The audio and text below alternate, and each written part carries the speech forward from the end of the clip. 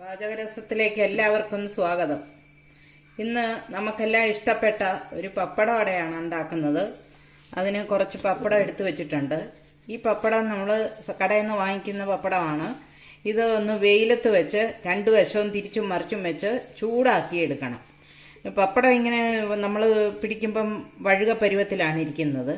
എന്നാൽ ഇപ്പം അത് ഇങ്ങനെ മടങ്ങിയോ ഒടിഞ്ഞു പോകും. ആ പരുവത്തിൽ ചൂടാക്കി എടുക്കണം ആദ്യം.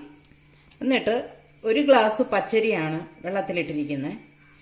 ഇത് ഒരു 2-3 മണിക്കൂറായിട്ട് വെള്ളത്തിലിട്ട് വെച്ചിരിക്കുകയായിരുന്നു. ഇതൊന്ന് അരച്ചെടുക്കാം. ഒരു ഗ്ലാസ് പച്ചരി വെള്ളത്തിലിട്ട് കുതിർത്തെടുത്തതാണ്. 2-3 മണിക്കൂർ കുതിർത്തിട്ടുണ്ട്.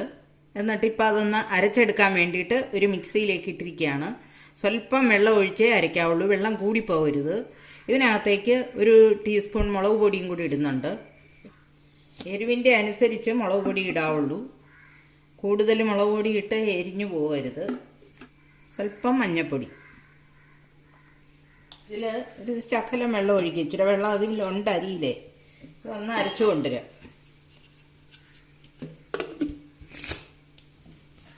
അരച്ചു കൊണ്ടുവന്നിട്ടുണ്ട്.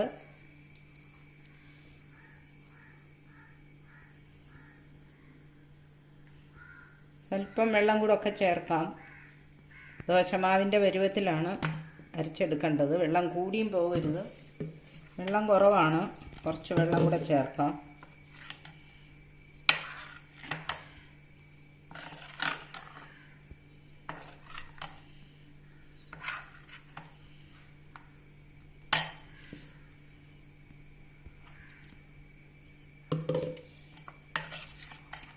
ഇതിലേക്ക് കുറച്ച് ഉപ്പിട്ട് കൊടുക്കാം. ഒത്തിരി ഉപ്പിടേണ്ട ആവശ്യമില്ല. പപ്പടത്തിന് ഉപ്പുള്ളതുകൊണ്ട് ഉപ്പ് കുറച്ചിട്ടാൽ മതി. നല്ല ഉപ്പുണ്ടോ എന്ന് ടേസ്റ്റ് ചെയ്ത് നോക്കണം.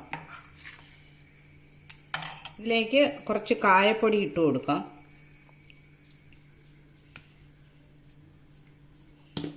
ഇത്രയും കായപ്പൊടിയും കൂടി ഇട്ട് കൊടുക്കുന്നുണ്ട്.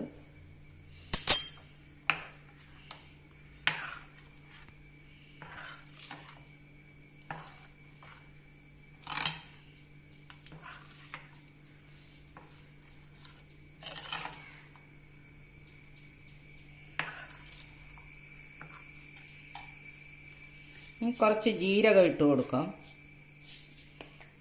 കുറച്ച് ജീരകം ഇതിലേക്ക് ഇട്ട് കൊടുക്കും.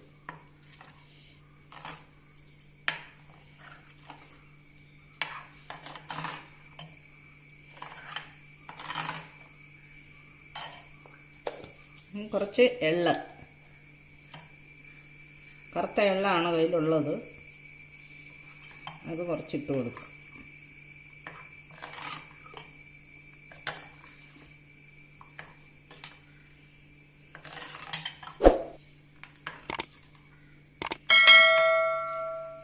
ഇനി പപ്പടം ചൂടാക്കി വെച്ചിരിക്കുന്നത് ഇതിലേക്ക് മുക്കി എണ്ണയിലേക്ക് ഇടാം. എണ്ണ ചൂടായി കിടപ്പുണ്ട്. അതിലേക്ക് ഈ പപ്പടം മുക്കിയിടാം. മാവിലേക്ക് മുക്കിയിട്ട്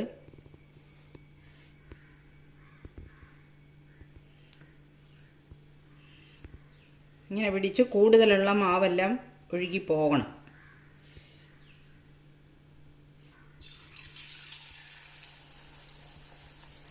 പപ്പടം കാച്ചുന്ന പോലെ അത്ര എളുപ്പമല്ല. കുറച്ച് നേരം കൂടെ അതിൽ കിടക്കണം, എന്നാലേ മൂക്കുള്ളൂ. ആ മാവ് മൂത്ത് വരണ്ടേ, അതിനുള്ള താമസം ഉണ്ടാവും.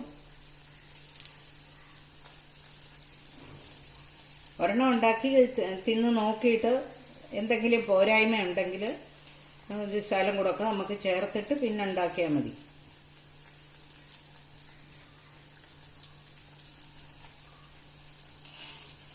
മറിച്ചിടാം.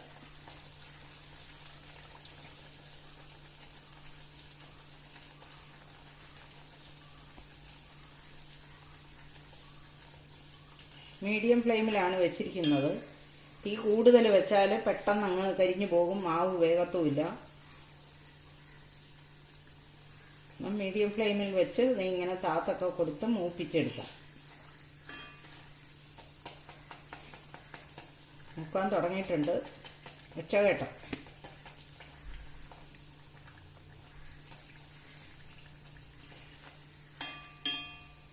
ഇത് കോരിയെടുക്കാം.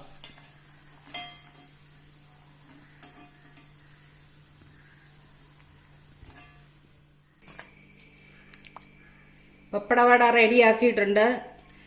എല്ലാം നല്ല ക്രിസ്പി ആയിട്ടാണ് ഇരിക്കുന്നത്. കടിച്ചു നോക്കാം ഒടിച്ച്.